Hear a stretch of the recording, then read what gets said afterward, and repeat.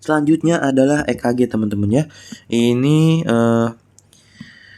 materi uprak 1 yang terakhir ya.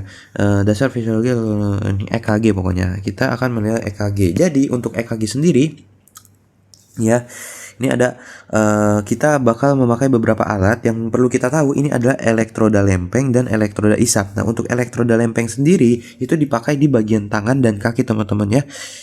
Dia itu warnanya pada saat praktikum itu dia warna-warni. Nah, kalau elektroda isap itu dia dipasang di dada teman-teman. Sebentar.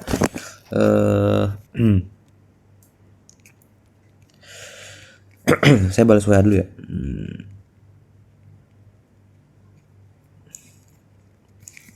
Nah udah.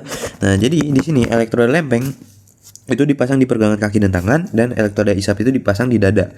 Nah kita tahu teman-teman ya, pada saat kita belajar EKG itu ada 3 jenis, sebenarnya 2 jenis ya, 2 jenis pemasangan, yaitu limb leads, saya tulis ya, limb leads, dan juga chest leads. Nah kita nanti pada saat praktikum kan limb leads ini ada juga augmented limb leads ya, augmented limb leads. Nah, pada saat praktikum nanti kita pakai ketiga-tiganya, Oke, pakai tiga-tiganya. Dan bagaimana aja? Nah, ini untuk gambarannya ya. Ini untuk elektroda lempeng ada 4 dia. Untuk elektroda isap dia ada 6. Dan nanti totalnya ada berapa? Nah, nanti di elektroda lempeng dia itu bakal dia kan misal ada warna hijau ditaruh di mana? Misal hijau itu taruh di left leg, kaki kiri. Hijau ditaruh di kaki kiri. Maka nanti dia tuh ada sambungan kabelnya teman-teman yang harus dicolokin. Nah, kabelnya itu kita cari juga yang warna hijau untuk ditempelin gitu. Itu dia ya, dipasang sesuai warnanya. Nah, untuk elektroda isapnya itu dia ditaruh di dada aja, nanti dia hubungkan juga. Ya. Nah, di sini untuk yang limb leads nih, right arm itu merah, left arm itu kuning. Berarti merah kuning, kanan kiri, tangan kanan dan tangan kiri itu yang kanan tuh merah, yang kiri tuh kuning. Yang kaki kiri itu hijau, yang kaki kanan itu hitam ya. Nanti disesuaikan. Untuk chest lead-nya sendiri di sini ada berbagai titik teman-teman ya. Ada 6 titik. Yang pertama di V1. V1 itu di garis sternal dextra ya. ICS berapa? 4 ya. Kita hitung ICS-nya 1 2 3 4, benar, ICS 4. Lalu di sini V2 juga di sternal. Tapi sternal sinistra. Ya, dia itu di ICS 4 juga. Nah, lalu setelah itu kita pasang dulu V4 ya. Kenapa nggak V3 dulu? Karena V3 itu letaknya di tengah-tengah antara V2 dan juga V4 teman-teman. Nah, V4-nya itu kita taruh di ICS 5 ya. ICS 5 di apa? Di mid clavicula line, mid clavicula. Kenapa mid clavicula? Karena kan garisnya itu dia begini ya, di tengah-tengahnya clavicula. Nah, lalu selanjutnya ke V5. V5 ini dia di anterior axilla. Lalu untuk V6-nya sendiri dia itu di mana? Dia di lateral.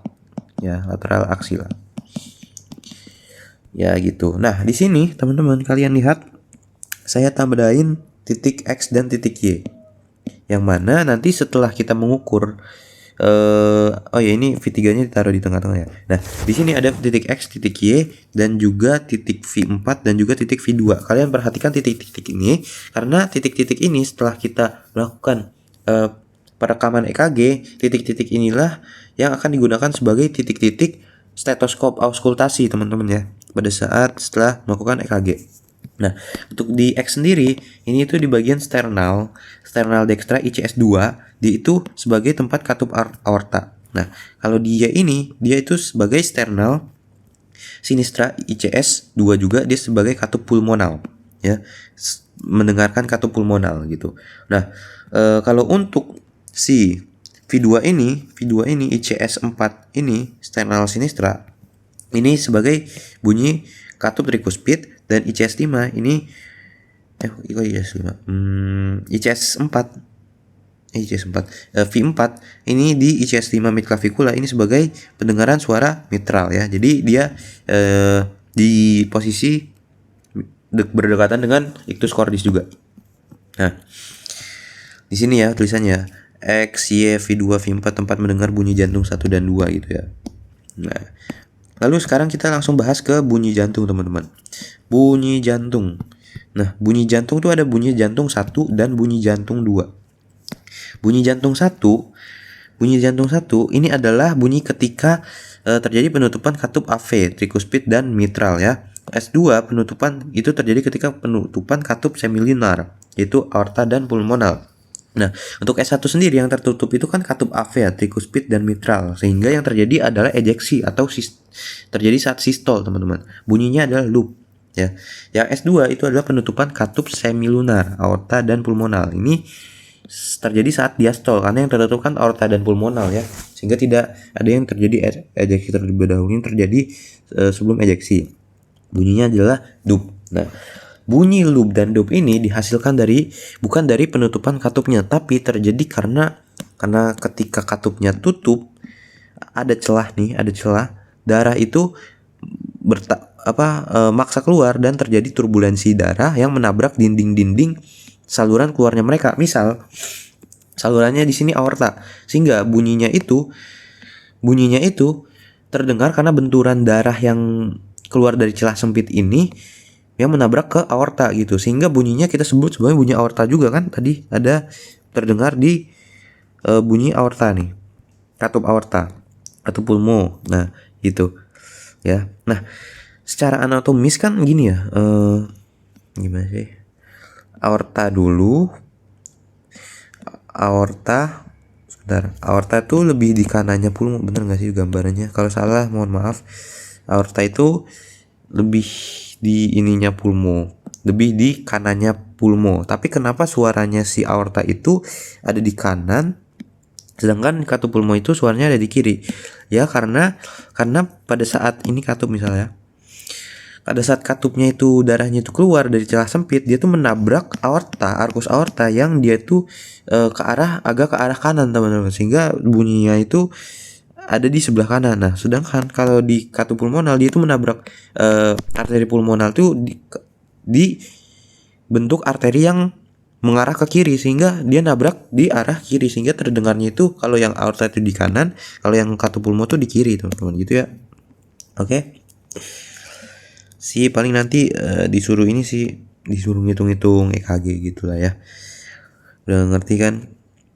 Nah, ini apa yang dimaksud bunyi aorta? Bunyi yang ditimbulkan dari penutupan katup aorta, bunyi pulmonal, bunyi yang ditutup katup pulmonal. Ya. Asal suara bunyi jantung, aliran darah yang menabrak dinding dada setelah melewati katup yang tertutup ya, alirannya turbulen. Aorta, darahnya nabrak ke arkus aorta yang ada di arah kanan, dan pulmonal, arah darahnya nabrak ke arah kiri menuju paru-paru. Baik, sekian itu untuk EKG ya teman-teman ya, diingat-ingat ininya. Alat-alatnya ada 2 kalau ditanya elektroda apa, ada elektroda isap dan elektroda lempeng. Yang mana untuk di kanan kiri, tangan kanan, tangan kiri, tangan kanan, kaki kiri itu hijau, kaki kanan itu hitam, tangan kanan itu merah, tangan kiri itu kuning. Diingat-ingat, siapa tuh ditanya itu. Dan titik-titik ini pasti ditanya sih. Oke. Terima kasih sudah menonton ya.